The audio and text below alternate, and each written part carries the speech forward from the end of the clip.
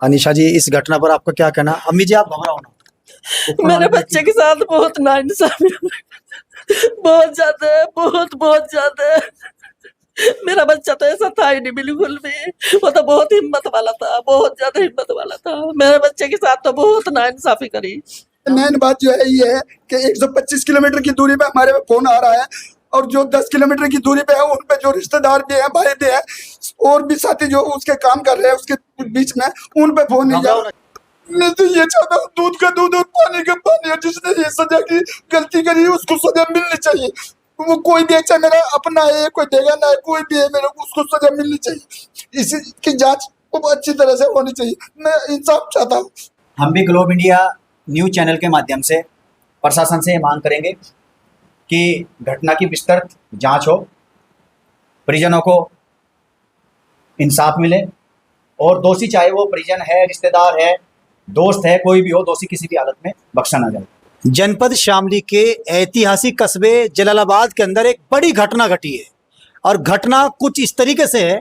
एक बाप के, ये जो पिताजी बैठे हैं, इनके 4 बेटे हैं, और 4 बेटे में से 3 सगे भाई दिल्ली देश की राजधानी में गर्मी के सीजन में एसी का काम करते थे, एसी के मैकेनिक हैं। और इन 3 भाइयों में जो सबसे बड़े भाई थे, उनकी जो है मौत हो गई है। किस तरीके से मौत हुई है उनके खुद पिता बताएंगे। इनकी आंखों के आंसू तो बहुत कुछ बयां कर रहे हैं। ये उनके कजन भाई हैं, ये राशिद मलिक जी है जो सभासद हैं। ये भी 2 बार उस घटनाक्रम में और वहाँ पुलिस अफसरों से मुलाकात की है। और जिनका देहांत हुआ है उनके एक भाई ये हैं और एक भाई ये हैं, यानी टोटल 3 भाई वहाँ काम करते थे। चौथे भाई वो बैठे हैं, आप भाई हो ना, चौथे भाई वो हैं, लेकिन ये 3 काम करते थे। एक मरने वाले, 2 ये उनके पिताजी हैं जिनका इंतकाल हुआ है। भाई साहब, आप उनके ताके लड़के हो, उनका क्या नाम है? जी, उनका नाम है फरमान। जिनका इंतकाल हुआ है उनका नाम फरमान है। और ऑडियंस देखिए, वो जो है एक बहुत जिम्मेदार आदमी थे। फरमान भाई बहुत जिम्मेदार आदमी, शादीशुदा थे। एक उनका बेटा ये है, और ये इनकी बेटी है अक्षा। आपका क्या नाम बेटे? मोहम्मद अरमान मलिक बॉय। आपका क्या नाम? मोहम्मद अरमान मलिक बॉय। इस बेटे का नाम अरमान मलिक है, और ये हमारी भतीजी बेटी अक्षा। इनके पापा ने इस दुनिया को अलविदा कह दिया। अच्छा, आपको कैसे पता लगा? आप हिम्मत रखो, घबराओ ना, अल्लाह सब ठीक करेंगे। मुझे इंसाफ चाहिए साहब। मेरा बच्चा जो है वहाँ पे काम करता था गर्मी में। अच्छा, गर्मी में वहाँ अपने नाना नानी के पास वहीं पे रहता था, मेरे रिश्तेदार हैं। मगर वहाँ पे जो है सर्दी में अपना और काम करते थे कपड़े का, और गर्मी में जो है एसी का काम करते थे। 10 साल से उनके पास मैंने छोड़ रखा था, कोई किसी चीज़ का भेदभाव नहीं था। और अब जो जाके उसके जब तक के कोई शादी भी नहीं हुई थी, जब से मैंने उनको पास छोड़ रखा था, उसके बीच में शादी हो गई बच्चे की, सब कुछ हुआ।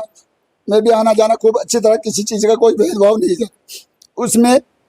अब मेरे बच्चे जो है उसके पास वहाँ पे काम करने लगे अच्छी तरह से। अब यहाँ पे जो है ये हुआ कि वो ईद के बाद वो वहाँ अपने काम पे गया दिल्ली। वहाँ पे जाने पे उसने अपना रूम लिया वहाँ से, अपने मामा के पास छोटी सी बैठक है, उसमें 3-4 थे। तो फिर उनके जो है ज़्यादा बढ़ गए, तो उन्होंने कहने लगे यहाँ भीड़ होने लगी, मैं कहीं कमरा ले दूँ। तो उसके मामा ने, असलम ने, कमरा इनको अलग ले दिया। वहाँ पे कमरा अलग ले दिया। लेने पे वो बच्चे वहाँ पे रहने लगे। वो फरमान जो है उन्हीं के पास रहता, अपनी नानी के पास। वहाँ पे वो खाना वाना सब उन्हीं के पास खाता था। ये बच्चे अपने रूम पे खाते थे, वो उनके पास नहीं खाता था, इनके पास, उन्हीं के पास सोता था अपने। जबकि रूम वहाँ पे है था, उनके पास रहता, हर साल जो है अपने रूम पे सोता था, उनके पास नहीं। अब के जो है वो उनके पास सो रहा है वहाँ। आप भी उनके कजन भाई हो, आप भी दिल्ली काम करते थे, ऐसे का ही काम करते हो आप भी? नहीं, हम कपड़े का काम करते हैं। अच्छा, आप कपड़ों का काम, वो कपड़ों का काम जो है सर्दी में करते थे और गर्मी में एसी का काम करते थे। तो आप उनके आसपास ही रहते थे? नहीं, मैं पानीपत रहता हूँ, पर मेरा पानीपत का काम, मैं पानीपत काम करता हूँ, और वे सर्दी में कपड़े का काम करते हैं। इस घटना के बारे में आप क्या जानते हैं? काम छोड़ दो, आप क्या करते हैं? इस घटना के बारे में ये जानते हैं, 3 भाई वहाँ काम करते थे, और भी 2 लड़के इनके साथ काम करते हैं। 2 लड़के कौन है, कहाँ के हैं? वो हमारे पड़ोसी हैं, और जो है एक उनका मामू का लड़का है, एक खाला का लड़का है। वो सब काम पे गए हुए थे, उनकी कोई शादी थी, अचानक तो वो अकेला था वहाँ से, और जो घटना ये घटी है, उनका कहना है कि इसने खुदकुशी कर ली, लेकिन वो खुदकुशी नहीं थी, मर्डर करा हुआ था। आपको कैसे मालूम है ये हत्या है, मर्डर है? वो जिस तरीके से बयान दे रहे थे कि कौन बयान दे रहे थे जहाँ वो रूम पर रहते थे, जी जी जी वो जो आपके रिश्तेदार जी जी जी उनका कहना है कि ये फांसी पे टंगा हुआ हमने उतारा, तब के उन्होंने कोई पुलिस को सूचना नहीं दी कोई थी, वीडियो नहीं बनाई? कोई वीडियो नहीं बनाई, कोई सूचना नहीं दी और ना ही कोई तहरीर दी। हमने उनसे पूछा कहाँ है, अचानक फोन आया 4-5 बजे से के 3 के 4 बजे के बीच में हमारे पास घटना किस समय घटी? लगभग उसी वक्त घटना घटी हुई है, 3-4 के बीच में ही उन्होंने तुरंत जो है क्या नाम कहने लगे जी हम तो जीटी नगर हॉस्पिटल में भर्ती करें। हम जल्दी में जीटी नगर में पहुंच गए, हमें ये नहीं पता था कि इन्होंने तहरीर दी या नहीं दी। अच्छा, जब लड़के के बारे में बताया कि इसने फांसी लगा ली, तो उस टाइम पे दम था लड़के में, सांस थे? उसमें जो है 3 बजे 3 सवा 3 साढ़े 3 के बीच में हमारे फोन आता है 125 किलोमीटर की दूरी पे, 125 किलोमीटर की दूरी पे माँ बाप पे फोन आता है तुम्हारे बच्चे ने फरमान ने फांसी लगा ली, फांसी खा ली। जबकि 10 किलोमीटर की दूरी पे समझ लो ये 15 दो भाई और रहते 2 भाई और भी रहते थे और रिश्तेदार भी रहते थे, उन पे फोन नजदीक वालों पे फोन नहीं किया गया। 125 किलोमीटर वाली दूरी पे हमारे पे फोन किया गया ताकि उसके माँ बाप को ये झटका लगे मैं भी मर जाए। अरे नहीं, तुम घबराओ ना, सब ठीक होएगा। उसमें ऐसा ये है कि 125 किलोमीटर की दूरी वाला जो है कम से कम 3-3.5 घंटे जाने में उसको लगते हैं, 3-3.5 घंटे उसको लगते हैं। और जो 10 किलोमीटर की दूरी पे है उसको वहाँ जाने में 10-15 मिनट लग जाएंगी, वो वहाँ जाके उसकी रेख देख करेंगे। मगर उन्होंने ऐसा नहीं किया, उन्होंने उस लड़के को बता रहे मैं हमने इसको फांसी पे से उतारा और उतार के एक ने उसको फांसी पे से उतारा, एक ने उसको पकड़ा और मेरी 2 लेडीज जो है उसको उतार के हॉस्पिटल लेके जा रहे।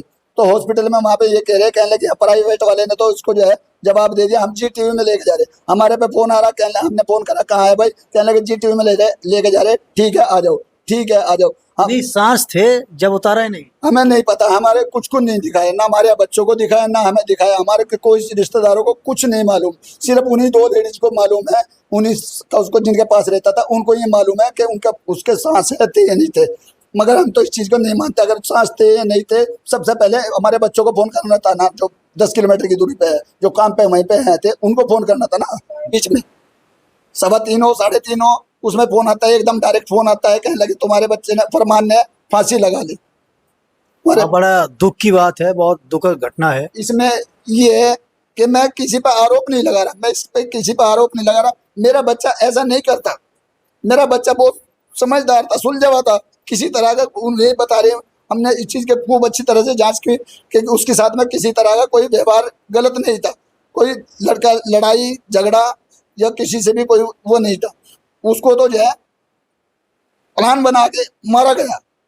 ये प्लान जो बनाया है, ये जो शक के दायरे में वो महिला ही है, तो के दायरे में जो है ये इस वजह से है कि वो अगर कोई फांसी लगाता है तो जीने की दूरी बहुत कम है। फांसी लगाने वाला जिसको फांसी लगेगी वो तड़पता भी है, वो तो हाथ पैर भी झटकता है, वो पैर उस पर भी रख सकता है। फिर वे लेडीज यही बता रही, कहने लगी इसकी उंगलियों के पंजे नीचे टिके हुए, फिर तो फांसी लग ही नहीं सकती। और उसके हाथ में यहाँ निशान है, ये घरोंटे लगे हुए हैं, उसके चोट लगी हुई है, यहाँ पे भी चोट लगी हुई है, उसके यहाँ पे भी चोट लगी। मैं तो 100% कहूंगा कि मेरे बच्चों को मारा गया है। मैं जिस माँ बाप के कांधे पे जब हमारे बच्चे के ये तो बहुत बड़ी घटना है, बहुत बड़ी घटना। मेरे मासूम बच्चे हैं, इन्होंने कुछ नहीं देखा, मेरा जो उन्होंने मैं तो ये चाहता हूँ दूध का दूध और पानी का पानी, और जिसने ये सजा की गलती करी उसको सजा मिलनी चाहिए। वो कोई भी अच्छा मेरा अपना है, कोई देगा ना है, कोई भी है मेरे को उसको सजा मिलनी चाहिए। इसी की जांच खूब अच्छी तरह से होनी चाहिए, मैं इंसाफ चाहता हूँ। हौसला रखें आप हिम्मत रखो और अल्लाह पर यकीन रखो। हम भी ग्लोब इंडिया न्यूज़ चैनल के माध्यम से प्रशासन से मांग करेंगे कि घटना की विस्तृत जांच हो, परिजनों को इंसाफ मिले और दोषी चाहे वो परिजन है, रिश्तेदार है, दोस्त है, कोई भी हो, दोषी किसी भी हालत में बख्शा ना जाए। ये फरमान मलिक की अम्मी जी हैं जो एक घटना में एक दुनिया को अलविदा बोल देते हैं, जिसकी चर्चा हम कर रहे हैं अभी। आपका क्या नाम है? अनिशा। अनिशा जी, इस घटना पर आपका क्या कहना? अम्मी जी आप घबराओ ना, मेरे बच्चे के साथ बहुत नाइंसाफी हुई, बहुत ज्यादा, बहुत ज्यादा। मेरा बच्चा तो ऐसा था ही नहीं बिल्कुल भी, वो तो बहुत हिम्मत वाला था, बहुत ज्यादा हिम्मत वाला था। मेरे बच्चे के साथ तो बहुत नाइंसाफी करी। अच्छा, जैसे 10 साल से वहीं काम करते थे, घर पर आना जाना, उनकी वाइफ से उनकी कनेक्टिविटी बॉन्डिंग कैसी थी, वाइफ के साथ बर्ताव कैसा था? बहुत अच्छा था। कोई टेंशन शायको परिवार को लेकर, काम को लेकर कोई बोझ रहता था? किसी बात का नहीं, मैंने तो कभी अपने बच्चों को कोई टेंशन दी नहीं है। मैं तो कहती बेटा पहले अपनी जान की हिफाजत करो फिर काम करो। उनके तो वालिद साहब भी बहुत नेक हैं, बहुत दर्द है इनके दिल में भी। हमारे तो घर में किसी बात की कोई टेंशन ही नहीं, आज तक अपने बच्चों को कोई टेंशन नहीं दी। मैंने तो पढ़ाई लिखाई दीन की दुनिया की हर तरह की ससुराल को लेकर? ससुराल भी बहुत अच्छी मेरे बच्चे की, बहुत उनकी ससुराल की जगह थी फरमान भाई? पहले ये रामपुर थे, अब देवन रहने लगे जाके। बहुत अच्छे आदमी है, कोई परिवार में से किसी की भी कोई ऐसी बात नहीं। चलिए खैर, इस दुख की घड़ी में ये देश आपके साथ है। मुझे इंसाफ मिले, मेरे बच्चे को इंसाफ मिलना चाहिए। जैसे मेरे बच्चे जरा जरा से मेरे बच्चे की हत्या करी गई, मेरे बच्चे ने फांसी नहीं लगा, मेरे बच्चे की हत्या करी गई। मेरे बच्चे ने जो है मामा को काम सिखाया, मेरे बच्चे ने मामा को काम सिखाया, सब कुछ अगर करा। वो आत्महत्या करता तो इस कदर की चोटों का क्या मतलब है? मेरे दिल की यहाँ गवाही नहीं दे रहा कि मेरे पहली बात तो मेरा बच्चा कभी ऐसा कह नहीं सकता। अगर करा तो उसकी इतनी चोट किस लिए है? ये तमाम ये यहाँ से छिला पड़ा है, ये यहाँ नखून, ये यहाँ से लीला हो रहा है, ये हाथ पे इस तरह के निशान है, इस तरह के पैरों पे है, बहुत ज्यादा। आत्महत्या करने वाला अपने पहले इस तरह चोट तो नहीं देगा? आप ही बताओ। वो क्यों करेंगे? एक अच्छी फैमिली से है, अच्छी उनकी सपोर्ट में भाई रहते नहीं है कि कोई वैसे ही अनपढ़ है, गवार है, कोई ऐसा है, एजुकेशन है, अच्छा है। हमारे पास फोन आ रहा है, एक मेरे साले का 125 किलोमीटर की दूरी पे एकदम डायरेक्ट फोन आता है, फरमान ने फांसी लगा दी 125 चलो किलोमीटर। मैं मान लूं अगर ऐसा हुआ तो सबसे पहले मोहल्ले गली वाला आवेगा नहीं। एक लेडीज मैं भी हूँ, हालांकि उससे जानदार हूँ, सब कुछ हूँ, मैं भी नहीं कर सकती इतना काम क्या मैं किसी को। अगर कोई बच्चा भी लटक रहा मैं उसे भी नहीं उतार सकती। लेडीज उतार देगी क्या? कभी भी, कभी से कभी तक नहीं निकाल सकती लेडीज। दो मासूम बच्चे फरमान भाई के हैं। इस बेटी का नाम अक्षा है। देखिए ये नन्ही मुन्नी, अभी इसने पापा का प्यार चंद दिन देखा होगा। पापा के शोल्डर पर बड़ी जिम्मेदारी होने वाली थी शिक्षा की, लेकिन उन्होंने दुनिया को अलविदा कह दिया। इसका नाम अरमान है, ये भी मासूम बच्चा है। बेटा स्कूल जाते हो? नहीं, अच्छा। अभी स्कूल जाने का बहुत छोटा है अभी। फरमान ने ये कहा था, कहने लगे बकरा ईद के बाद अबू जी तुम इसको फरमान की इसकी बीबी कोई को बात नहीं, आप इन बच्चों का हौसला हो, हिम्मत हो, इनका मनोबल बढ़ाना, सबसे इन बच्चों को सबसे पढ़ाना। नैन बात जो है ये है कि 125 किलोमीटर की दूरी पे हमारे फोन आ रहा है, और जो 10 किलोमीटर की दूरी पे है उन पे जो रिश्तेदार भी हैं, भाई भी हैं, और भी साथी जो उसके काम कर रहे हैं उसके बीच में, उन पे फोन नहीं जा घबराओ रहा। ना चाचा जी, आप घबराओ ना। उन पे फोन नहीं जा रहा, हमारे पे 125 किलोमीटर की दूरी पे फोन आ रहा है, एकदम डायरेक्ट ये फोन आ रहा है, कहने लगे फरमान ने फांसी लगा ली। और दूसरे लड़के को कहा जा रहा, कहने लगे फरमान की तबीयत खराब हो रही। दूसरे तीसरे को कहा जा रहा, कहने लगे 5 बजे, कहने लगे उसने फांसी लगा ली। हमारे पास उनकी दूरी जो है 10 किलोमीटर की, हमारी दूरी 125 किलोमीटर की। हमें इतनी दूरी में जाने के लिए हमें कम से कम 3-3.5 घंटे चाहिए। ये दो भाई और हैं जो उन्हीं के साथ में काम करते थे। ऐसी का आपका क्या नाम है? जिशान। और आपका? फैजान। आपको कैसे पता, जैसे पिताजी ने आपके बताया कि 125 किलोमीटर दिल्ली से जलालाबाद हमारे पास कॉल किया, आपको नहीं बताया? आपको नहीं बताया? हमारे पास फोन लगभग 5 बजे के करीब आया कि भाई ये घटना 3 बजे की है। हाँ, घटना 3 बजे के आसपास के बता रहे हैं। तो हमारे पास फोन 5 बजे के आसपास आया कि तुम्हारे भाई की तबीयत खराब हो, जो तुम काम कर रहे हो छोड़ दो और घर आ जाओ। आपको तबीयत खराब बताया, आपके पिता को बताया फांसी लगा दी? जी मुझे तबीयत खराब बता, मुझे ये भी आपको क्या बताया? मुझे फांसी बताया। आपको फांसी बताया। तो फांसी की कोई वीडियो देखी है आपने? नहीं, कोई वीडियो नहीं थी। वहाँ पे फंदा रस्सी कुछ? हाँ, वो सब दिखाया था, वहाँ पे दुपट्टा वगैरह पड़ा था, केसी से फांसी लगाई। अच्छा, आपको जब बताया जब वो हॉस्पिटल में एडमिट थे? नहीं, वो हॉस्पिटल में एडमिट नहीं था। जब मुझे बताया था तो मैं पहले रूम पे आया। तो रूम पे ही वो थे? रूम पे नहीं थे, उनको लेके जा चुके थे वहाँ पे। फिर आपने डॉक्टर से मुलाकात की बाद में? डॉक्टर से तो फिर मैं जब जीटीबी हॉस्पिटल में आया उनसे मुलाकात की बाद में, लास्ट में जब वो बोल रहे थे कि बॉडी को पोस्टमार्टम के लिए भेजना है। मैंने कहा कि अभी परिजनों को आने दो, घर वालों को आने दो, उसके बाद भेजेंगे। आपको और क्या जानकारी है? बस हमें तो इतना ही बताया था कि तबीयत खराब होगी, जल्दी आ जाओ। इतने जल्दी गए तो जीटीबी में जाके पहुंचा तो डॉक्टरों से जैसे मुलाकात, डॉक्टरों ने मृत घोषित कर दिया कि पुलिस केस होगा और पीएम होगा, इनको पोस्टमार्टम होगा। बस। तो फरमान की मौत पर आपको, जो आपके पिताजी दो महिलाओं की चर्चा करें, वो महिलाएं कौन है? वे रिश्तेदारी रिलेटिव थे हैं। नहीं, रिश्तेदारी में क्या लगती है? वो मामी, मामा क्या लगती है? खाला लगती है, नानी लगती है, मामी लगती है। वही 10 साल से रह रहे थे? हाँ फरमान आप भी 10 साल से? मैं 3 साल से। हाँ, मतलब कजन है? हाँ कजिन में लगती है। मामा मामी नहीं है, सगे नाना नानी नहीं है। वे ना तो सगे मामा मम्मी है, ना ही सगे नाना नानी है। वे रिश्तेदारी में लगते हैं। अच्छा, ठीक है जैसे जी। फरमान के पिताजी ने उन पर शक कर रहे 2 महिलाओं पर, ये शक की वजह क्या है? शक की वजह तो यही है कि भाई जैसे हम वहाँ पे पहुंचे घटना स्थल पर, हमने जाकर देखा, वहाँ की हमने स्थिति देखी, तो हमें ऐसा लगा कि भाई उसने फांसी नहीं ले रखी, उसका मर्डर हुआ है। अच्छा, आप उनके सबसे छोटे भाई हो? जी, हाँ, आप मैं- क्या करते हो? मैं कार मैकेनिक इलेक्ट्रिशियन का काम करता हूँ। अच्छा, ये 3 भाई वहीं रहते थे, आप यही काम करते हो? मैं गोवा में काम करता था। मेरा एक्सीडेंट हो गया था। मैं जब से यहीं पे हूँ घर पे। उसका नाम क्या क्या उनका मेरे पास सुबह ही फ़ोन आया कि भाई मेरे लिए कपड़े लेकर आना, मैं शादी में आऊँगा। वे तकरीबन मेरे पास 12:30 बजे के करीब आए। मेरे पास आए, उन्होंने मेरे से कपड़े लिए और कपड़े लेके फिर कहने लगे चल मैं नहा धो के आता हूँ रूम पे से, फिर आके खाना खाऊंगा। फिर वह तकरीबन 1:30 के करीब आए। वे 1:30 के करीब आके खाना खाने लगे वहाँ पे। तो खाना खाते समय उनके पास तकरीबन 15 से 20 कॉल आए, वो उन्होंने अटेंड नहीं किए लगातार? लगातार। ये 15-20 कॉल किसकी थी? ये मालूम नहीं। अच्छा, आप फरमान के साले हो, ये 15-20 कॉल किसकी थी लगातार? फरमान भाई ने अटेंड नहीं करी कॉल। नहीं, कॉल डिटेल में तो पता लगा। नहीं, मैंने फ़ोन चेक नहीं करा।